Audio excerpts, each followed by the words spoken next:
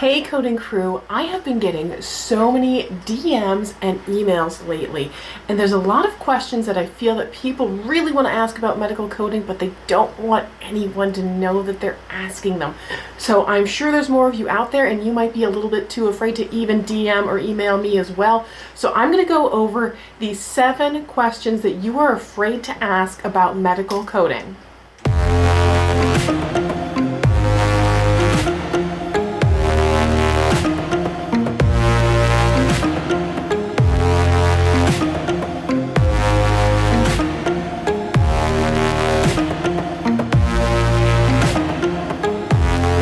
Hey everyone, I'm Victoria. I'm a medical coder, auditor, educator, national speaker, blogger, podcaster, YouTuber, and on my channel I discuss tips, tricks, and tutorials to help you succeed in a medical coding career.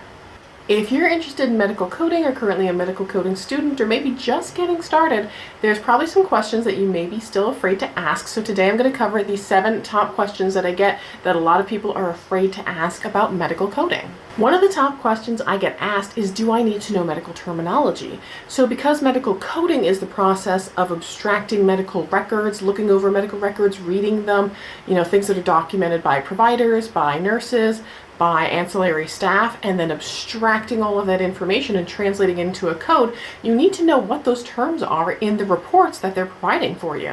Now, yes, in the real world, you will be able to Google things and pick apart terms that maybe you're not familiar with, but you need to have that good base understanding of medical terminology and anatomy, and even a little bit of pharmacology. You want to know at least those popular medications like Coumadin or metformin and what those are off the top of your head, even though maybe you don't know every single drug under the sun. I sure as heck don't, but at least the popular ones you want to kind of get familiar with. If you're going through a program through your local technical school or community college, they will include medical terminology. Otherwise, if you're just going through a strict medical coding course, they may or may not include it. You can learn this on your own. There are some YouTube videos that you can find that will teach a little bit of medical terminology. They're a little bit dry, and of course you don't have like coursework to work through to make sure that you're understanding it. Or you can just buy some reference materials to teach yourself. There is a medical terminology for dummies book that's pretty good, as well as some terminology flashcards, and I will link those below. You can purchase them on Amazon. Another question that I get asked a lot is, do I need a degree? Do I need an associate's, a bachelor's, a master's degree? What kind of degree do I need? So I'll show exactly what I have. This is what I have from Reading Community College. It is my career program, medical billing and coding medical insurance billing specialist. It's just from my local community college. They have a business program. They trained me in, I think, like 9 months to do medical insurance and billing. And then after that, I took a medical coding CPC prep course that was a few weeks long to prepare me to sit for that CPC, Certified Professional Coder examination. When I went to school for medical billing, there was not associate's degree programs. It was just like this degree or diploma program. But since then, a lot of community colleges do have associate's degrees that they offer in medical coding and medical billing. If I was starting over, that's what I would go for. I would go for the associate's degree program, but just know that it's not necessarily needed. There's coders that I know that have just strictly gone through a medical coding program through a independent instructor. Now, some of them may have worked in healthcare prior, so really, again, going back to that med term, like at very minimum, you need to know your medical terminology, anatomy, some pharmacology in order to even understand what you're doing in order to learn medical coding. Another question that seems to spring up a lot is, do I need to know math? Is there math involved in medical coding? Generally speaking, not much. What I would say is the biggest is there's certain codes where you have to calculate lengths or add lengths or calculate square centimeters. So you do need to know some basic addition. So if a provider says that they have a 2 centimeter laceration on the arm and a 3 centimeter laceration on their other side of the arm, you would need to add those up to come with the total laceration size for the arm in order to code it. Or they might have a wound that is getting a skin graft placed, and it is a 2 centimeter by 4 centimeter wound, and you need to know how to calculate the square centimeters, which would be taking the 2 centimeters by the 4 centimeters, and that would be 8 square centimeters. But that's the bulk of the math that you would really have to do to be a proficient medical coder. One of the biggest questions I get asked is, will I find a job? And as much as I would love to rub my crystal ball and give you the answer to that one, I really can't. Medical coding is just like any other industry. You know, the jobs are reliant on a lot of different factors: what's needed in your area, how proficient you are, if you interview well, if you have a good resume. So I cannot say guaranteed yes or no you're gonna find a job. There is always, you know, a large demand for medical coding. The industry seems to be growing, but I will also caution you that most of that demand that people go, oh yeah, the medical coders are in high demand and you can work from home, come and give me $3,000 and I'll teach you to be a medical coder.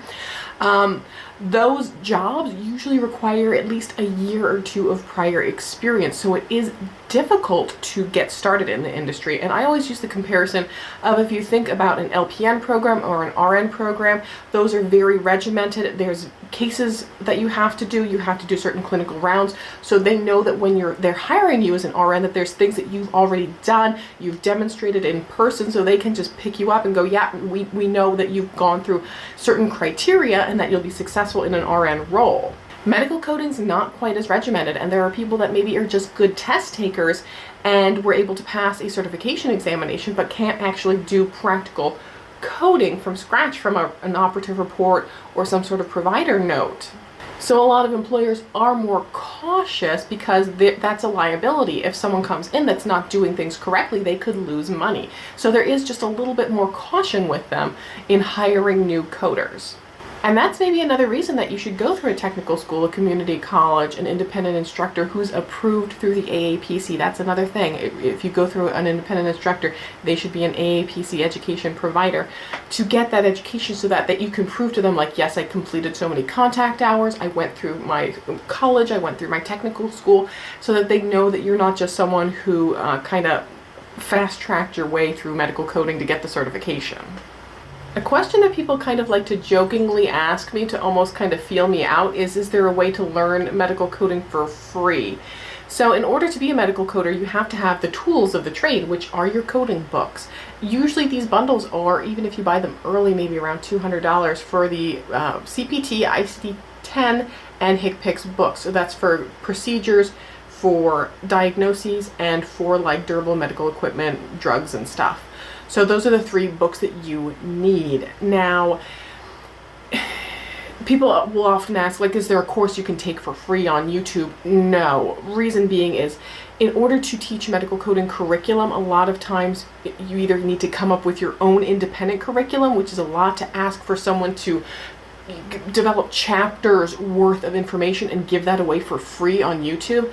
Instructors that are AAPC approved education providers pay thousands of dollars every year to license the materials to teach the medical coding curriculum that the AAPC provides. So again, it's kind of hard to ask someone to pay thousands of dollars so that you can get it for free. And if people are giving that online that don't have that licenses, they could actually wind up losing their certification because they haven't paid those licensing fees to use that curriculum.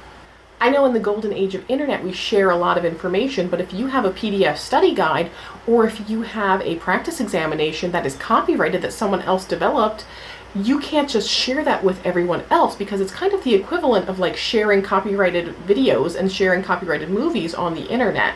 It doesn't seem like a lot, but you could actually wind up losing your medical coding credentials for sharing materials that are copyrighted. Now, that being said, I do have some self-study materials that if you want to purchase your own books, purchase your own certification exam, your AAPC membership, and all the materials, which would be less probably than taking a full-fledged course, you can check out my video. I'll link the card over here on how to self-study and the budget-friendly tools that I have in order to have that happen. Now, this sort of feeds into my prior question, but I get asked a lot, do I need to buy books? So these books that we use in medical coding change every year. The diagnosis coding book changed October 1st, and the other books, the CPT and the HCPCS, change January 1. And you do have to have updated books every single year. So yes, every single year, that's that $200 expense for medical coding books. Now, there are a lot of employers that will give you the books for free, or they'll give you some sort of tools that you can use on your computer to look up medical codes. If you're sitting for a certification exam, you have to have the paper copies of the book. And it's always suggested that you have the current year. So if you're studying in November of 2019 and purchase all of your books and then take your test in 2020, you might have to purchase a new set of books to test for that exam in 2020 because of the code changes. The last question that I get asked a lot pertains to the work from home, which is what drives a lot of people into wanting to get into medical coding. They want to work from home, and that's, can I set my own hours?